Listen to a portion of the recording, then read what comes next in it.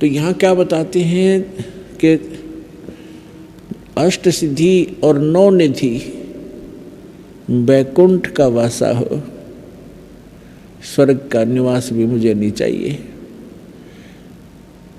सो मैं तुमसे ना मांग हूँ, सब थोथरी आशा हो। ये सब थोथी आशाएं हैं, वे यूजलेस हैं, ये स्थायी सुख नहीं है। तो कहने का भाव है, परमात्मा कहते हैं सर्व सोने की लंका थी वो रावण से रणधीरम, एक पलक में राज बिराजी जम के पड़े जंजीरम। सर्व सोने की लंका थी, रावण से रणधीरम, एक पलक में राज विराजी फिर जम के पड़े जंजीरम। देखो, हम यदि किसी के पास 200 ग्राम गोल्ड हो जाता है तो फूला नहीं समावे, 6 जगह छुपावे हैं, और पता नहीं के सोचा फिर उसके बारे में यूँ कर दूँ यूँ कर दूँ।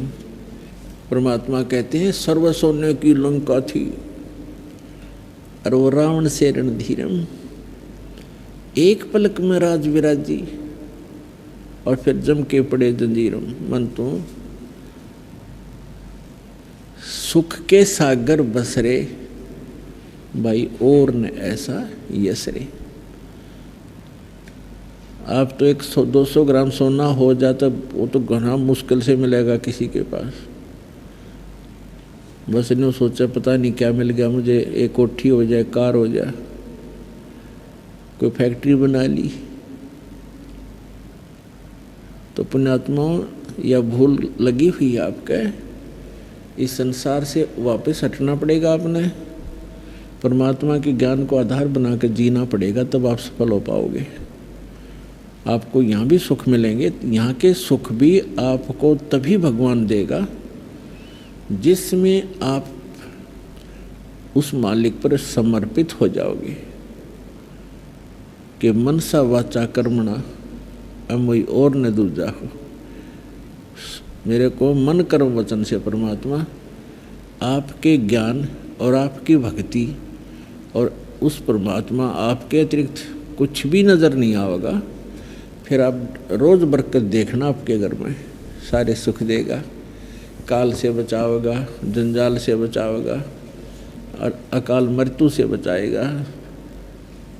अब हम पुण्यात्माओं ज्ञान तो सुन लेते हैं और भक्तों के साथ हो रहे लाभ भी हम सुनते हैं, फिर हमारे को नहीं लाभ मिलते हैं। उसका कारण क्या है,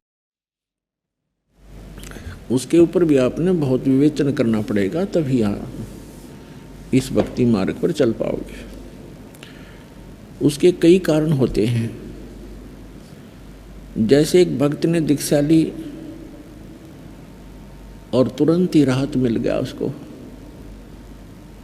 और दूसरे भक्त ने दीक्षा उसी दिन ली और 6 महीने हो गए, उसको राहत नहीं मिल पा रहा है। तो पुण्यात्मा, राहत तो मिलेगी उसको भी। अब जैसे एक ही हॉस्पिटल में 2 रोगी चले गए, एक का रोग इतना गहरा नहीं था, उसको एक ही इंजेक्शन में राहत मिल गई, और दूसरे का रोग ज़्यादा गहरा है तो उसको टाइम लगेगा, 6 महीने भी लग सकते हैं, 1 वर्ष भी लग सकता है, और तरीका ही नहीं है और ट्रीटमेंट ही नहीं है और कोई औषधि ही नहीं है। तो उसको पूरा ही करें, ये ना देखे कि उसको तो कल छुट्टी मिल गई, मैं अभी यही लेटा हूँ। तो डॉक्टर कोई बालक नहीं, अज्ञानी नहीं। तो इसी प्रकार ये सोचे कि युगों युगों के कष्ट, युगों युगों के पाप हम संग्रहित किए फिर रहे हैं, अभी तक इसका सुचारू उपचार करने वाला कोई मिला नहीं था। अब परमात्मा ने वो सारी औषधि उपलब्ध करा रखी हैं, इसमें थोड़ा धैर्य चाहिए।